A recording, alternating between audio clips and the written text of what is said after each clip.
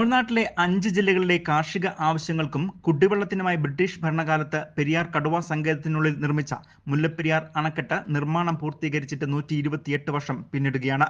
മുല്ലപ്പെരിയാർ ഡാമിന്റെ ശില്പി colonel John ബെന്നിക്കു തന്നെ ഡാമിന്റെ കാലാവധി 50 വർഷമാണെന്ന് അറിയിച്ചിരുന്നു. ഈ സാഹചര്യത്തിൽ ഇപ്പോൾ 128 വർഷം പിന്നിടുന്ന മുല്ലപ്പെരിയാർ ഡാം പുതുക്കി പണിയണമെന്ന് ആവശ്യപ്പെട്ടുകൊണ്ട് കേരളം സുപ്രീം കോടതിയിൽ പരാതി നൽകുകയും ഇത് ഏറെ വിവാദങ്ങൾക്ക് വഴിതിരിച്ച് ഇപ്പോഴും തർക്കത്തിൽ തുടരുകയുമാണ്. ഈ വണ്ടിപ്പെരിയാർ പഞ്ചായത്ത് ബസ് സ്റ്റാൻഡിൽ നിന്നും ആരംഭിച്ച ബൈക്ക് യാത്ര വണ്ടിപ്പെരിയാർ ഗ്രാമപഞ്ചായത്ത് secretary Ashok Kumar flag off ചെയ്തു.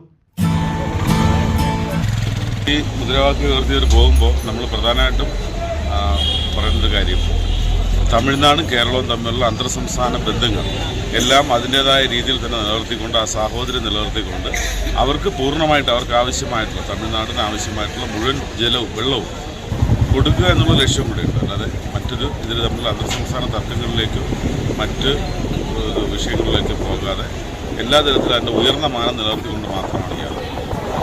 ഏതൊരു വ്യക്തിയുടെയും ജീവിത അഭിലാഷമാണ് ഹിമാലയ സന്ദർശനം എന്നും ഇതിനായി നമ്മൾ ജീവനോടെ ഇരുന്നാൽ മാത്രമേ ഇത് സാധിക്കുകയുള്ളൂ എന്നും കേരളത്തിലെ 6 ജില്ലകളിലെ ജനങ്ങളുടെ ജീവനും സ്വത്തിനും സുരക്ഷ ഉറപ്പുവരുത്തിക്കൊണ്ടുള്ള നടപടികൾ വേണമെന്ന് ആവശ്യപ്പെട്ടുകൊണ്ടാണ് തങ്ങൾ ഈ ബൈക്ക് യാത്ര സംഘടിപ്പിച്ചിരിക്കുന്നതിനായി മുഴുവൻ ആളുകളും സഹകരിക്കണമെന്നും വണ്ടിപ്പെരിയാർ സ്വദേശികളും ബൈക്ക് യാത്രക്കാരുമായ പ്രജിത്, രാജീവ്, സുനിൽ, സുജാതൻ എന്നിവർ പറയുന്നു. ഹിമാലയം കാണണമെന്നൊരു ആഗ്രഹമുണ്ടായിരുന്നു.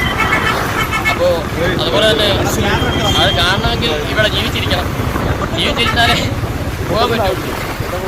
മഴക്കാലം വന്നാൽ ഈ വണ്ടിപ്പെരിയാർ അറിയാമല്ലോ, ഈ നാട്ടിലുള്ള എല്ലാവർക്കും ഏറ്റവും മുകളിൽ നിൽക്കുന്നൊരു ബോംബ് 60 വർഷം മാത്രം ആയുസ് നൽകിയ പെൻഡ്യൂക്ക് നിർമ്മിച്ച ആ ഡാം അതൊരു വാട്ടർ ബോംബാണ്.